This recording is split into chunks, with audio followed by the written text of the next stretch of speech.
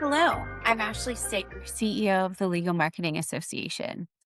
We're going to discuss a range of topics, including industry trends, industry partners, emerging leadership themes, and all of these subjects were highlighted at LMA 2026 in New Orleans. So, for our first episode, we're going to reflect on what we learned at the LMA annual conference this year. And to do that, I'm honored to be joined today by Vanessa Torres, who is the Chief Marketing and Business Development Officer at Lowenstein Sandler, where she leads the firm's marketing and business development and client service and growth initiatives. With nearly 25 years of experience, she's recognized for helping organizations strengthen client relationships, drive strategic growth, and build high performing teams. You may already know her as she moderated the very popular session Intelligence Face Off, a live debate about the state of CRM at LMA 26. And she was also featured on our post conference podcast series after the session, State of CRM. Vanessa, thank you so much for being here. Thank you for having me. I'm so excited. We get to keep the conversation going. Yes. And I've seen the conversation continuing to go since we were together in New Orleans. I've seen it on LinkedIn and social media channels and other platforms, which is so exciting. There are lots of takeaways, obviously, and people are still talking about them. And as we've reflected much more on the incremental change, I'm sorry, on the rapid change of the profession, how it's evolving, a lot of that driven by AI, client intelligence, data, and increasing pressure on firms to demonstrate measurable growth and client impact. I have a few questions I want to ask you that I think can help us dig in a little bit further. So, if you're ready, the first question I'd love to ask is what surprised you most about the conversations happening in the hallways in New Orleans after the sessions, not just what was said on stage? So I think maybe not really surprising so much as what was constant was the conversation around AI and really people figuring out how to really leverage the technology in ways to add value to what they're doing in their firms, but and also to client relationships. Um, I think that we we've had a lot of information at our fingertips for always, and we're able to use it in a different way now that could really add more, just more strategic and proactive support from our point of view as marketing and BD professionals. And so that was fun, and like I said, not so much of a surprise, but a constant. I will say, connected to that, a surprise was where different firms are with their adoption of AI. And I'm really excited and interested to see how that's going to morph over time as clients have more views on how they want or don't want their firms to be using it. Yeah, I heard a lot of people, if you're not already using it, you're way behind, right? Yeah. Yeah. Which when and let's not scare the people who are in that position, right? Because there's still room, there's room to grow there. Of course, it's definitely evolving. I wanted to go a little bit deeper into one of the discussion points from your podcast following your session in New Orleans, and that is the changing role of legal marketing and business development professionals inside law firms. Marketing and BD leaders and LMA members are evolving from brand and communications into something that looks a lot more like chief growth officers. So, can you share a specific example of a business decision or initiative where you were at the center of shaping the outcome rather than supporting it? Yes, I'm excited to share it. I'm in the middle of it. So I can't say that we're completely done and gone through it, but Lowenstein is in the middle of a big strategic growth plan. We've publicly announced that we'd like to go from 350 lawyers, I think a year and a half ago, to 600 plus lawyers over the course of 3 to 5 years. And obviously, that requires a lot of lateral recruiting growth and opening up offices. And so, in response to the need for that, my team and I took a proactive approach when it comes to developing go-to-market strategies for specific geographies. And we really approached the firm instead of waiting for firm leadership to come to us. I approached firm leadership and I said, hey, we should have a plan. And we don't want to receive, inputs piecemeal.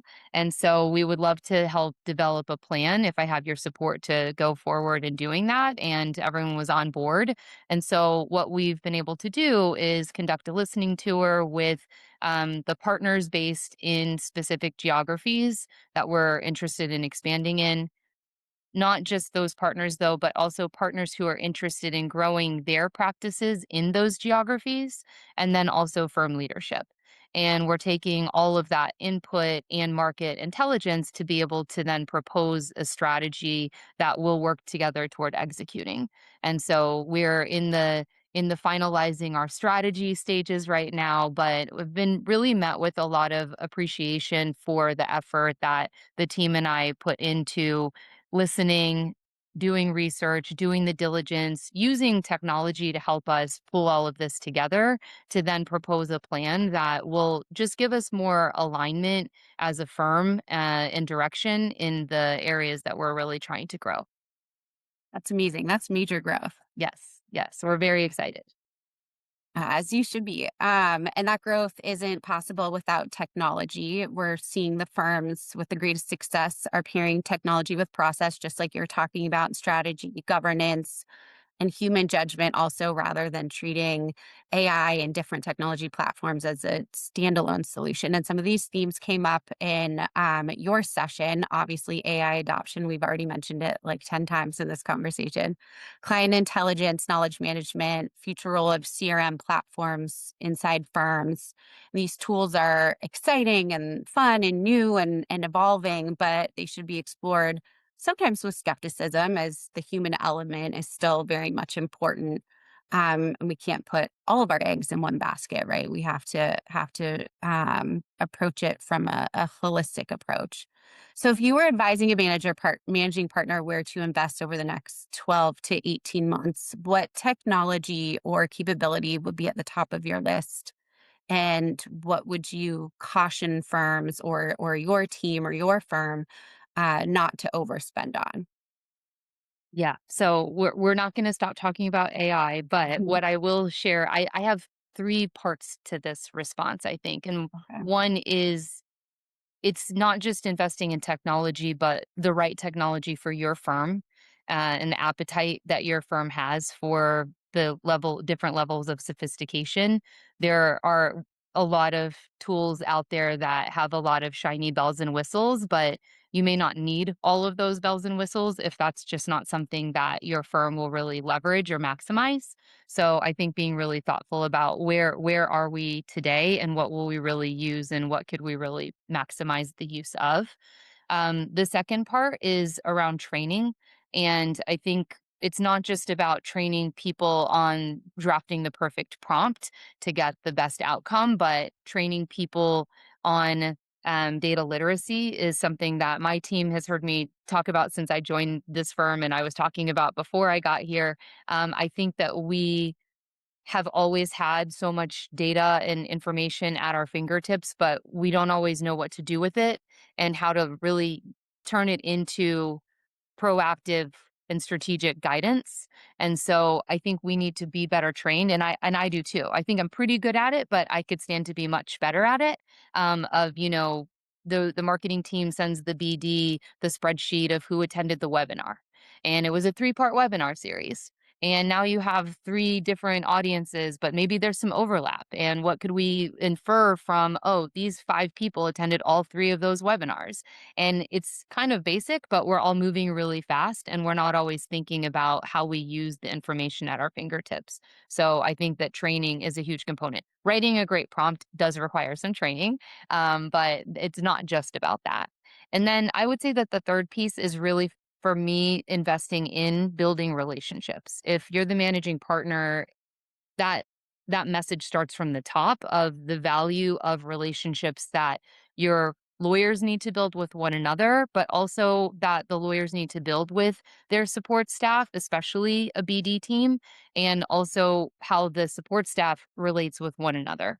And, I think that that comes from culture and giving people the opportunity to connect and finding meaningful ways for people to connect and build relationships. But I think that those three areas are where I would recommend investing in as we are moving into this next phase of our futures.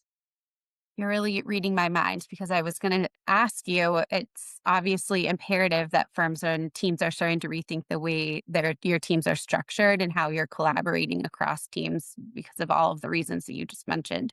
Are there any other skills or mindsets that you think younger professionals should be developing today to become future firm leaders? It's all tied together to what I just said. So no, without trying to sound too repetitive, I think though it's so easy to hide behind the screen Mhm. and, like you send the email off or the chat and you stay at your desk and you don't really connect with your colleagues. And so I think one really important and it is a skill, and I tell this story that happened to me 20 plus years ago when I was a paralegal, and the partner said, please call so and so and find out whatever. And they came to me a few hours later and they said, "What did they say?" And I said, "Well, I'm waiting for them to respond to my email." And the partner said, "I didn't ask you to email them. I asked you to pick up the phone and call them." Mhm. And in that moment, I said, "Oh, okay. So that was not like a suggestion, and I should have actually called, one. But two, the idea is pick up the phone and call somebody, right? And it's just so much, I think we hide so often behind, like, I don't really feel like talking right now. Let me just shoot off this message and kind of like make it that Mhm. person's issue to get back to me or deal with me. And it's so and if you notice the few times where you do pick up the phone and you have the quick conversation and you resolve something really easily without having to schedule a meeting in 3 weeks at 3 p.m. on Wednesday and, like and have the 5-minute conversation to get to an answer that you could have gotten to a lot Mhm. faster. There's just something really satisfying about pick up the phone and call. And so I don't say that to be flippant though, because I think that that comes from a relationship standpoint. And again, it goes back to connecting with people, understanding, oh, this could be a quick question. And you see if they're green on whatever your firm's, chat program is. And I'll chat somebody and say, hey, do you have a second? And they'll say, sure. And then I call them and then we Mhm. resolve the thing. So I think just being open-minded to that, and maybe that is the skill then, is being open-minded. It's being Mhm. open-minded to different approaches or different ways that you may have otherwise operated. Mhm. So that's one, and then the other one, I mentioned again the data literacy point, and I just think we can use the AI tools to help us figure out what to do with the information, but we still, as the humans, with the experience and with the nuance to the relationships and the lawyers that you're working with and the way that you know how they operate, it requires us to have a sense of what are we really trying to accomplish, and then how can I use this information to help me really achieve that. Mhm. Thank you. I can identify with the being afraid to pick up the phone as a millennial. That's certainly something I'm guilty of as well, but Yeah. that's really great advice. Yeah. So we've identified today that technology is accelerating change. It's behind everything that we've chatted about so far, right? But leadership and strategy are obviously critical. As LMA CEO, I want to make sure that we're continuing to be a year round resource for our members and a community helping legal marketing and BD professionals navigate this rapid change in technology, but still give them the other skills that they need to be successful. What's This is a selfish question, but what's one conversation or perhaps an uncomfortable truth that you think LMA and the profession need to keep pushing over the next year? I'm going back to the relationship piece and the human element because it's so easy to get stuck behind the technology. And so I think really the legal marketing landscape has evolved significantly in 20 plus years, right? It really was the hey, marketing person, make my pitch deck look pretty, Mhm. to now a more collaborative conversation and approach. And we now have an opportunity to elevate that even further. And so It requires, though, building those relationships to be able to add that value. We talk a lot at Lowenstein about human in the loop. We still need a human in the loop, Mhm. and so nod to my CIIO Maureen, who's always like, AI is great, but we need the human in the loop. And I really believe that, right? You still need to understand again the relationships, the nuances between the relationships. We, have the colleagues that we work with where we're trying to maybe approach a cross-selling opportunity and Mhm. you kind of say like, "Oh, I don't know if that partner is going to introduce that partner to that contact and I don't know if that's a good use of our time to go down that road." The AI doesn't know that, right? The technology doesn't know that. Those are the things that we know and those are ways that we can be adding value. And so I think I advise that we just don't lose sight of the relationships and really encourage people to get out of their comfort zones and find new zones of comfort when it comes to connecting with your colleagues, partners, and everyone across your firms. Yeah, thank you. I love human in the loop. That sounds like a future session title Right? to me. Yeah, you can borrow it. Thank you. Vanessa, this is exactly the kind of conversation that we want to keep going and that you've given our community today a lot to think about and act on. So thank you so much. Thank you for being so generous with your thinking and your time today and for being one of our first guests on this series that will continue these conversations throughout the remainder of the year. We couldn't have asked for a better way to open the conversation. And I just want to thank you again. This was great. Thank you, Ashley. This is lovely, and I appreciate the opportunity. Absolutely. Talk to you soon. Take care.